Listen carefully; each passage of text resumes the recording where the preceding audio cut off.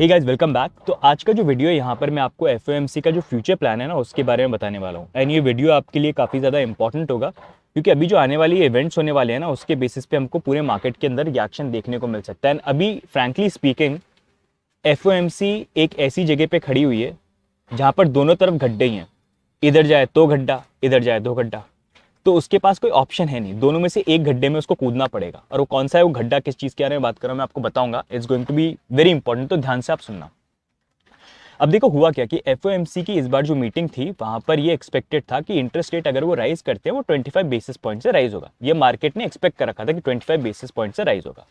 अब federal reserve सामने आए भी और उन्होंने अनाउंस भी किया कि भी जितना एक्सपेक्ट किया था उतने हम 25 बेसिस पॉइंट से इंटरेस्ट रेट को बढ़ाते हैं, जो 5% पे पहुंच गया। 5% जो ऐसा लेवल है, अगर आप देखोगे कोविड के पहले उस लेवल पे भी हम नहीं थे। मतलब कोविड के लेवल के टाइम पे अगर आप देखोगे ना, कोविड के पहले जो टाइम था वहां पर भी हम 5% पे नहीं थे, उससे काफी नीचे थे। आज की डेट में जो 5% पे आ गए वो वैसा लेवल है जो 2008 के रिसेशन के पहले यहाँ पर देखने को मिला था।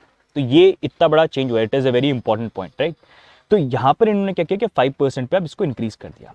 अब उसके बाद मार्केट का रिएक्शन क्या था, हम देखते कि मार्केट ने क्या पॉजिटिवली लिया, नेगेटिवली लिया। क्रिप्टो मार्केट देखेंगे, बिटकॉइन ओवरऑल ठीक ठाक था, कोई इतना मेजर डंप नहीं है, तो it was in a way okay.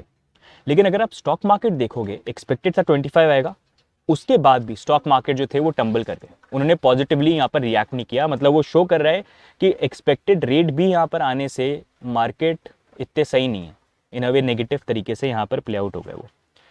अब इससे बड़ा क्वेश्चन ये आ जाता है कि अगर इस तरह की डेलिकेट सिचुएशन है तो भैया इंटरेस्ट रेट कब तक बढ़ती रहेगी एंड पॉजिटिव मार्केट में रिएक्शन कब हमको देखने को मिल सकता है।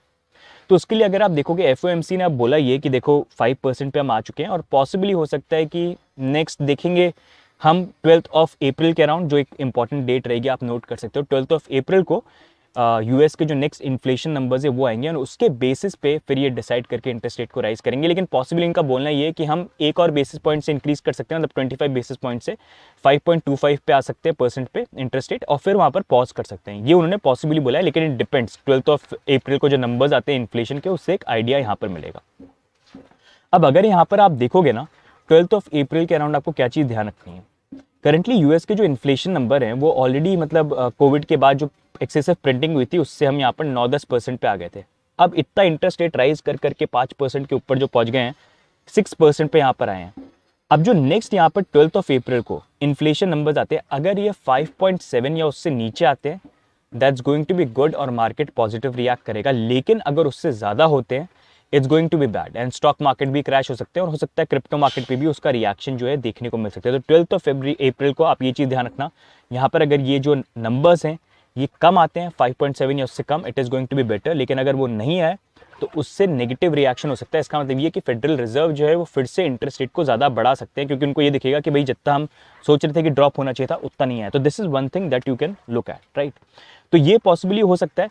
अगर देखो 5.7 या उससे कम आया तो देखो ये हो सकता है 5.7 या उससे कम इंटरेस्ट रेट आई, सॉरी इन्फ्लेशन नंबर आए, तो यहाँ पर फेडरल रिजर्व जो है वो नेक्स्ट एफओएमसी मीटिंग के अंदर यहाँ पर जो इंटरेस्ट रेट है उसको कंप्लीटली पॉज कर दे 5% पे कि अब इससे ज़्यादा हम इंक्रीज नहीं कर रहे हैं। लेकिन अगर उससे ज़्यादा आ गया then is going to be different, 25 या उससे ज़्यादा भी हो सकता है।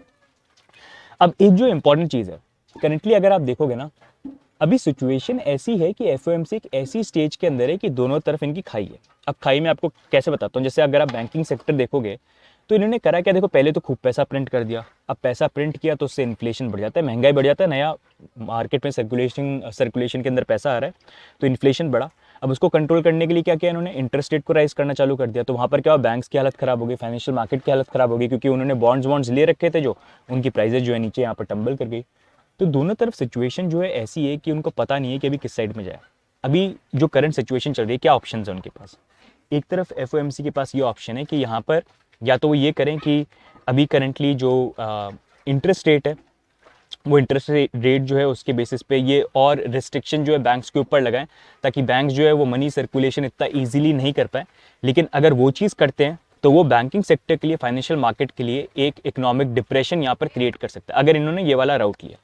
दूसरा ऑप्शन इनके पास ये है कि यहाँ पर जो इंटरेस्ट रेट है उस इंटरेस्ट रेट को ये कम करना चालू कर दें और फिर से पैसों को प्रिंट जो है वो करना चालू कर दें। लेकिन अगर वो किया तो उससे हमको हाइपर इन्फ्लेशन जो है वो यूएस के अंदर देखने को मिल सकता है। तो एक तरफ या तो ये यहाँ पर इंटरेस्ट रेट जो है उसको इसी तरह से बढ़ा के और ऐसे रखें और बैंक्स के ऊपर और रिस्ट्रिक्शंस वगैरह डालें ताकि मनी फ्लो इतना ईजिली नहीं हो। उससे क्या होगा, बैंक जो ऑलरेडी घुटे मुटे एकदम पड़े हुए हैं क्योंकि इंटरेस्ट रेट इतनी बढ़ा दी है, उनकी और हालत ख़राब हो जाएगी और एक मेजर डिप्रेशन जो है हमको देखने को मिल सकता है। ये एक खाई हो गई, यहाँ पर खड़े हुए हैं, ठीक है। अब दूसरी खाई जो है वहाँ पर जो इंटरेस्ट रेट को कम कर दो, पैसा प्रिंटिंग चालू कर दो, वो हुआ तो हाइपर इन्फ्लेशन हो जाएगा, वो वैसे ही अच्छा नहीं है। तो इसलिए फेडरल रिजर्व अभी ऐसी सिचुएशन पे कि दोनों तरफ खाई है। जो गड्ढे खोदे हैं कोविड के टाइम से पैसे प्रिंट करके इंटरेस्ट रेट को राइज करके, 2 गड्ढे खुद चुके हैं और 2 ही ऑप्शन उनके पास, इन दोनों में से एक गड्ढे में उनको कूदना है और ये चीज़ वो समझते हैं। अब ऑप्शन जब ऐसे होते हैं कि 2 ही गड्ढे, आप कहाँ जाओगे, तो आप ऐसे गड्ढे में कूदते हो जहाँ पर आपको लगता है कि भाई ये वाला गड्ढा जो है यहाँ पर हमको कम डैमेज हो सकता है, इसका कम एडवर्स इफेक्ट जो है हमको देखने को मिल सकता है। एंड वो जो चीज़ ये ट्राई करेंगे वो that will be in a way stagflation. Stagflation term जो होगा आपको आने वाले दिनों में हो सकता है और पॉसिबली सुनने को मिल जाए। स्टैगफ्लेशन बेसिकली होता ही है कि एक रिसेशन का पीरियड होता है जहाँ पर जीडीपी जो होता है इट ड्रॉप्स डाउन, अनएम्प्लॉयमेंट जो होता है वो काफ़ी ज़्यादा यहाँ पर बढ़ जाता है, जो ऑलरेडी अगर आप देखोगे पिछले 1 साल में 1% यूएस के अंदर बढ़ चुका है। एंड 12 बार ये यूएस के अंदर जब भी 1 साल के अंदर 1% अनएम्प्लॉयमेंट बढ़ा है, हमेशा रिसेशन देखने को मिला है। तो that also gives an idea. तो यहाँ पर अनएम्प्लॉयमेंट जो है वो एकदम बढ़ जाएगा, मार्केट में जो डिमांड है चीज़ों को खरीदने की वो एकदम नीचे यहाँ पर गिर जाएगी और इन्फ्लेशन जो है, महंगाई जो है वो बढ़ जाएगी। तो दिस इज स्टैगफ्लेशन जो इन अ वे रिसेशन होगा, लेकिन थोड़ा इसका इम्पैक्ट जो जैसे एक डिप्रेशन आना, एक बैंकिंग डिप्रेशन, पूरा वो डिप्रेशन आना वो काफ़ी एक्सट्रीम हो जाएगा। एक हाइपर इन्फ्लेशन आना वो और भी बुरी चीज़ हो जाएगी। तो इन दोनों के बीच का क्या है कि हाँ भाई हाइपर नहीं हो, इन्फ्लेशन चल जाए, डिप्रेशन नहीं हो लेकिन आधा अधूरा डिप्रेशन हो जाए, तो वो स्टैगफ्लेशन की स्लो डाउन करके मार्केट के अंदर की इकोनॉमी जो है ना स्लो डाउन पे चले एंड उसका इफेक्ट जो है हाइपर इन्फ्लेशन और मेजर डिप्रेशन के बीच का हो जाए, वो ये पुश करने की कोशिश कर सकते हैं। और उस तरह के स्टेप्स जो है, I am sorry background noise यहाँ पर आ रही होगी, उस तरह के स्टेप्स जो है वो यहाँ पर पुश करने की कोशिश कर सकते हैं। And I think this can be an outcome that can happen. And ये एक चीज़ रहेगी जहाँ पर ना मतलब I think this is going to be a very important time and investment perspective से आई थिंक अगर ये चीज़ें होती है ना आने वाले 1-2 महीने के अंदर, ये बेस्ट टाइम होगी और बेस्ट अपॉर्चुनिटी होगी to make the right investment. क्योंकि अगर हमको मार्केट में किसी भी तरह के क्रैशेस देखने को मिलते हैं ना, I am even talking about the stock markets, अगर आप किसी चीज़ को देखते हैं, अगर ये स्टैगफ्लेशन होता है, डिप्रेशन या जो भी चीज़ होती है, यहाँ पर have some cash ready, cash in the sense ready कि जब ये मार्केट क्रैश करते हैं you have something in hand to buy something. Even if you want to buy bitcoin, have some cash in hand extra, अगर आप सोच रहे हो ना प्लान करने का। क्योंकि जब ये मेजर एकदम से डिप्रेशन या कोई भी ऐसी कोई चीज़ आएगी, स्टैगफ्लेशन होता है, हाइपर इन्फ्लेशन तो आई डोंट फील होगा क्योंकि वो तो पूरा ही सब कुछ कोलैप्स कर देगा, उसको फिक्स करने के टूल्स वगैरह ये यूज़ कर लेंगे। Stagflation is the only option जो अभी दिख रहा है। तो वहाँ पर हमको जो इन्वेस्टमेंट करनी है उसके काफ़ी अच्छे प्राइजेस आपको देखने को मिल सकते हैं स्टॉक मार्केट और बिटकॉइन के अंदर, इन बाकी चीज़ों के अंदर भी। एंड मेरी भी थोड़ी सी प्लानिंग रहेगी, I be following and seeing कि नेक्स्ट 2 मंथ्स के अंदर क्या रहता है, उस according I be putting some investment DCA करके, उस अकॉर्डिंग आप भी यहाँ पर प्लान कर सकते हो। So this is an outcome that can happen. And ये ग्लोबल लेवल पे मैं आपको बता रहा हूँ, मतलब crypto is on the other side. I think crypto के लिए भी ये टेस्ट रहने वाला है कि यहाँ पर क्या चीज़ें किस तरह से प्ले आउट करती हैं। लेकिन इन अ वे आई थिंक जब ये पूरा टाइम होगा ना, मतलब गेट योर हैंड्स ऑन। मैं आपको ये बोलूँगा, देखो हमेशा जब इन्वेस्टमेंट करते हो ना, don't put all your eggs in one basket, you have to diversify, right, ताकि एक नहीं अच्छा परफॉर्म करे तो दूसरे बास्केट में दूसरी जो चीज़ें वो तो अच्छा परफॉर्म करे।